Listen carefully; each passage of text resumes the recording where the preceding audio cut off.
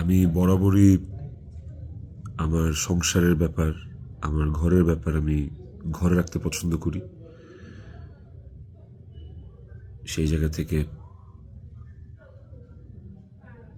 ওর মৃত্যুটা এমনিতেই আমাকে যে ট্রমা দিচ্ছে, ওর মৃত্যুটা আমাকে আসলে মানে পাথরই বানায় ফেলছে একরকম। এগুলো নিয়ে আমি আসলে কথা বলতে চাই নাই, কিন্তু আমার কাছে মনে হয় যে আপনারা গল্পের একটা পাতা পড়েই পুরো গল্পটাকে জাজ করতেছেন। একটা পৃষ্ঠা পড়েই পুরো গল্পটা সম্পর্কে আপনারা আপনাদের মনের মতো করে যা খুশি বলতেছেন। পাতার এক পাশ পড়ে আরেক পাশ পড়বেন না, এটা তো হয় না, তাই না? আর আমি আসলে কোনো কিছু প্রপারলি গুছায় বলার মতো স্টেটে নাই, পরিস্থিতিতে নাই।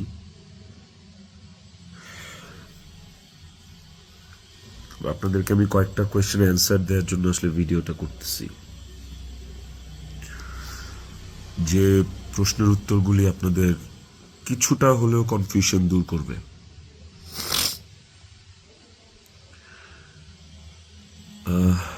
শেষ প্রশ্নটা থেকেই আসি আপনাদের।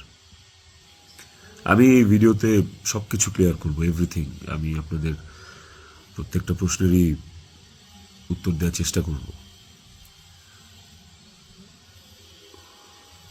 আপনাদের শেষ প্রশ্নটা ছিল যে যে মানুষটা একটা মানুষকে ভালোবেসে ভালোবাসা প্রমাণ দিতে যে আত্মহত্যা করে চলে গেল, মরে গেল, আমি ওই মানুষটা শেষবারের মতো মুখটাও দেখতে আসলাম না।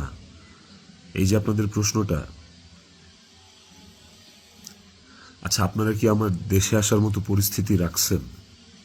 হ্যাঁ, আমি দেশে আসা মাত্রই আমার উপর মব সৃষ্টি হবে। আমি দেশে আসার মাত্রই আপনারা আমাকে টাইনা ছিঁড়ে ফেলবেন। আমার ফোনে এত এত এত থ্রেটস আমি আপনাদেরকে বলে বুঝাইতে পারবো না। আমার কাছে এমন ইনফরমেশন আসছে যে এয়ারপোর্টের বাইরে লোক রেডি করা আছে। আমি যাওয়া মাত্রই they will gonna hit me, they will gonna kill me.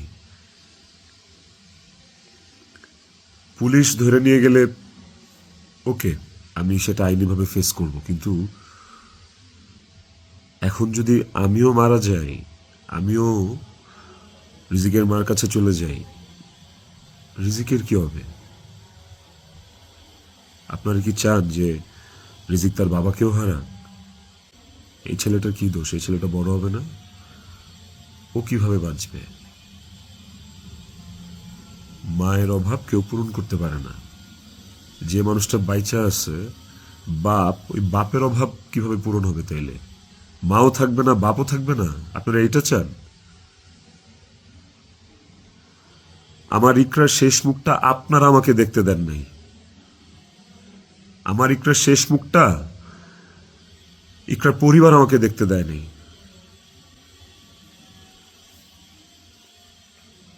16 বছর সংসার করছি, 16 বছর একটা শত্রুর সাথেও যদি কেউ এক ছাদের নিচে থাকে, সে মারা গেলে তার চেহারাটা দেখার জন্য ছটফট করে মানুষ। আর আমার বউ ছিল, আমি ভালোবাসা তার বিয়ে করছি, ওই মানুষটা মারা গেছে, তার শেষবারের মতো তার চেহারাটা আমি দেখবো না?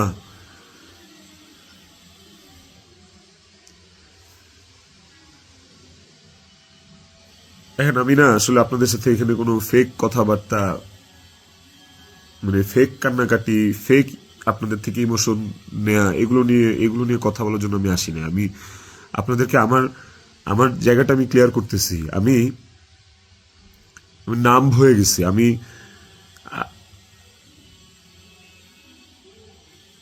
আমারও মনে হয় যে আমি যে কোনো সময় কোনো একটা দুর্ঘটনা ঘটায় ফেলতে পারি, বাট ওই মুহূর্তে যখন রিজিকের ফেসটা আমার চোখের সামনে আসে না, আমি নিজেকে শক্ত না করা ছাড়া আমি কোনো উপায় দেখি না। কারণ এখন আমার কাছে সবচেয়ে ম্যাটার করে রিজিকের লাইফ।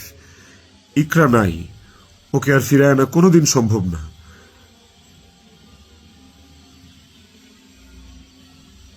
আমার কাছে এখন সবচেয়ে বেশি প্রায়োরিটি হচ্ছে রিজিকের জীবনটা।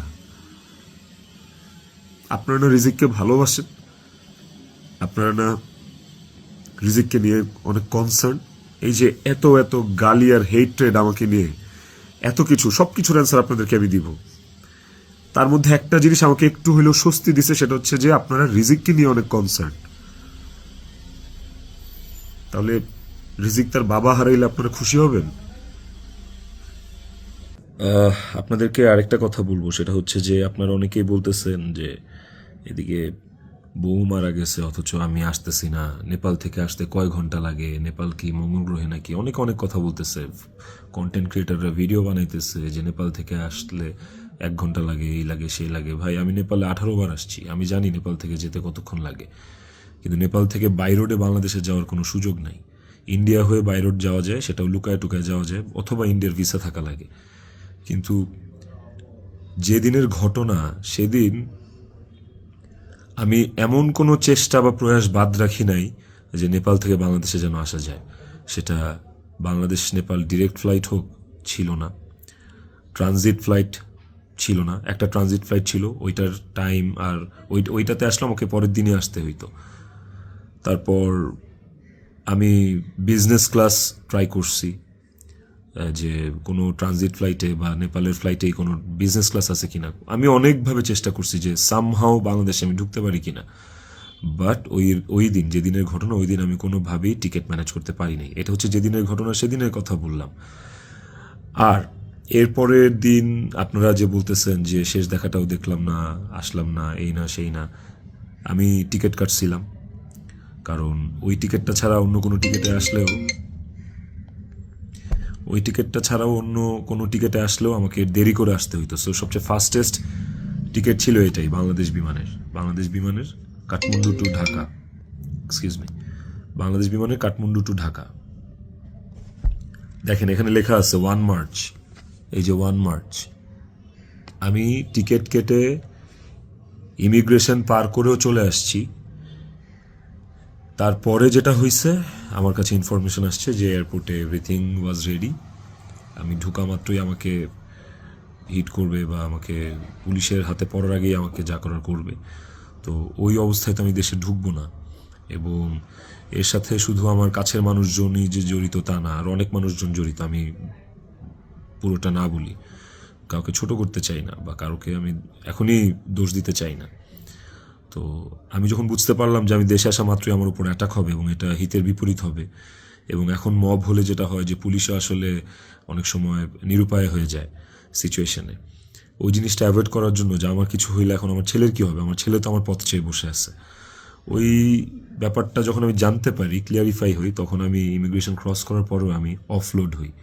দেখেন এখানে রিজেক্টেড লেখা আছে, অফলোড হওয়ার।